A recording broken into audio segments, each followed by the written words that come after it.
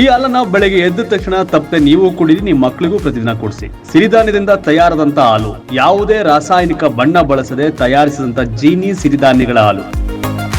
ಕಾಂಗ್ರೆಸ್ನಲ್ಲಿ ಹೆಚ್ಚಾಗುತ್ತಲೇ ಇದೆ ಸಚಿವ ಸ್ಥಾನದ ರೇಸ್. ಪ್ರಕಾಶ್ ಕೋಳಿವಾಡ ಬಳಿಕ ಕೋನರೆಡ್ಡಿಯಿಂದಲೂ ಮನದಾಳ. ಸಿಎಂ ಡಿಸಿಎಂಗೆ ಸಂಕಷ್ಟ ತಂದಿಡ್ತಾರಾ ಶಾಸಕರು? ಹಾಯ್ ಹಲೋ ನಮಸ್ಕಾರ ವೀಕ್ಷಕರೇ, ಕರ್ನಾಟಕ ಟಿವಿಗೆ ಸ್ವಾಗತ. ನಾನು ಯೋಗೇಶ್ ಈಶ್ವರ್. ಕಾರ್ಪೊರೇಟರ್ ಆದಮೇಲೆ ಮೇಯರ್ ಆಗಬೇಕು ಅನ್ನೋ ಆಸೆ, MLA ಆದಮೇಲೆ ಮಿನಿಸ್ಟರ್ ಆಗಬೇಕು ಅನ್ನೋ ಆಸೆ, ಮಿನಿಸ್ಟರ್ ಆದಮೇಲೆ ನಾನು ಯಾಕೆ CM ಆಗಬಾರ್ದು ಅನ್ನೋ ಆಸೆ ಸಹಜ. ಇವೆಲ್ಲ ನೆವರ್ ಎಂಡಿಂಗ್ ಪ್ರೋಸೆಸ್ಸು. ಆಸೆ ಅನ್ನೋದು ಪ್ರತಿಯೊಬ್ಬ ಮನುಷ್ಯನಿಗೂ ಇದ್ದಿದ್ದೆ. ಆದರೆ 135 ಸ್ಥಾನ ಗೆಲ್ಲಿಸ್ಬಿಟ್ಟು ಆರಾಮಾಗಿ ಆಡಳಿತ ನಡೆಸ್ಕೊಂಡೋಗಿ 5 ವರ್ಷ ಅಂತ ಜನ ಓಟ್ ಹಾಕಿದ್ರೆ ಕಾಂಗ್ರೆಸ್ಸಲ್ಲಿ ಮಾತ್ರ ಯಾಕೋ ಎಲ್ಲ ಸರಿ ಇದೆ ಅನ್ನಿಸ್ತಾ ಇಲ್ಲ. ಮಾತೆತ್ತರ್ರೆ ಸಚಿವರ ನಡೆ ಇಲ್ಲ ಅಂತ MLAಗಳು ಲೆಟರ್ ಬರೀತಾರೆ. ಮಾತೆತ್ತರ್ರೆ ಅಧಿಕಾರಿಗಳನ್ನ ಜಾತಿ ಆಧಾರದಲ್ಲಿ ಸರಿಯಾಗಿ ನಡೆಸ್ಕೊತಿಲ್ಲ ಅಂತ ಒಬ್ರು ಆರೋಪ ಮಾಡ್ತಾರೆ. ಮಾತೆತ್ತರ್ರೆ 3 ಜನ DCM ಬೇಕೇ ಬೇಕು ಅಂತ ಇನ್ನೊಬ್ರು ಕೂತ್ಕೋತಾರೆ. ಅದನ್ನು ಮೀರಿದ್ರೆ DK ಶಿವಕುಮಾರ್ ಅವ್ರು CM ಆಗೋದು ಯಾವಾಗ ಅಂತ ಇನ್ನೊಂದಷ್ಟು ಜನ. ಓಲಿ ಬಿಡಪ್ಪ ಅಂದರೆ ಸಿದ್ದರಾಮಯ್ಯ ಅವ್ರು ಆರೋವರೆಗೂ, ಸಿದ್ದರಾಮಯ್ಯ ಅವ್ರು CM ಆಗಿರೋರ್ಗೂ ಅವ್ರಿಗೆ ಜೈ ಅಂತೀವಿ. ಆಮೇಲೆ ಅವ್ರು ಸಾಕು ಅಂದಮೇಲೆ ನಾವು ಪರಮೇಶ್ವರ್ ಅವ್ರು CM ಮಾಡ್ತೀವಿ ಅಂತ ಮತ್ತೊಂದಷ್ಟು ಜನ. ಈ ಗೊಂದಲಗಳು, ಈ ಬಣ ಬಡಿದಾಟಗಳು ಕಾಂಗ್ರೆಸ್ಗೊಂದು ರೀತಿ ಶಾಪ.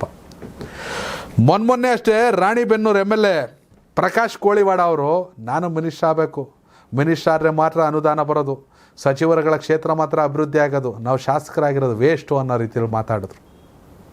ಯಾರಿಗೂ ಸಮಾಧಾನ ಇಲ್ಲ. ಇವಾಗ ನೋಡಿದ್ರೆ ಕೋನರೆಡ್ಡಿ ಅವರು ನಾನು ಒಂದೇ ಒಂದು ಸಲ ಸಚಿವ ಆಗಬೇಕು, ಯಾಕೆ ನನಗೆ ಅರ್ಹತೆ ಇಲ್ವಾ? ನವಲಗುಂದ ಕ್ಷೇತ್ರದ ಶಾಸಕರು, ಹೈಕಮಾಂಡ್ ಇದೆ, ಸಿದ್ದರಾಮಯ್ಯ ಅವರೇ, DK ಶಿವಕುಮಾರ್ ಅವರೇ, ಯಾಕೆ ನಾವು ಪಕ್ಷಕ್ಕಾಗಿ ದುಡಿತಾ ಇಲ್ವಾ? ನಾವು ಗೆದ್ದಿರೋದಕ್ಕೆ ತಾನೇ ನೀವುಗಳು ಸಚಿವರು, CM DCM ಆಗಿರೋದು. ನಮಗೊಂದು ಅವಕಾಶ ಕೊಡಿ, ಸಹಜ ಇದು.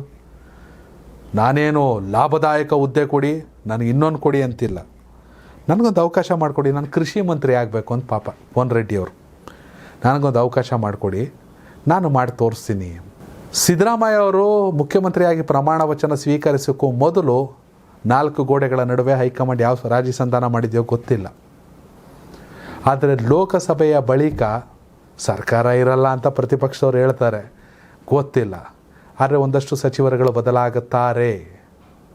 ಒಂದು ಕಡೆ ನಿಗಮ ಮಂಡಳಿನೂ ಡಿಲೇ, ಇನ್ನೊಂದು ಕಡೆ ಸಚಿವರುಗಳನ್ನ ಮಾತು ಕೇಳಲ್ಲ ಅಂತ ಒಂದಷ್ಟು ಜನ ಶಾಸಕರು, ಇನ್ನೊಂದಷ್ಟು ಜನ MLAಗಳು ನಾವು ಮಿನಿಸ್ಟರ್ ಆಗಬೇಕು ನಮಗೂ ಕೊಡಿ ಅಂತಾರೆ. ಈ ಕೋನರೆಡ್ಡಿ ಅವರು ಸೆಷನಲ್ಲಿ ಭಾರಿ ಚೆನ್ನಾಗಿ ಮಾತಾಡ್ತಾರೆ.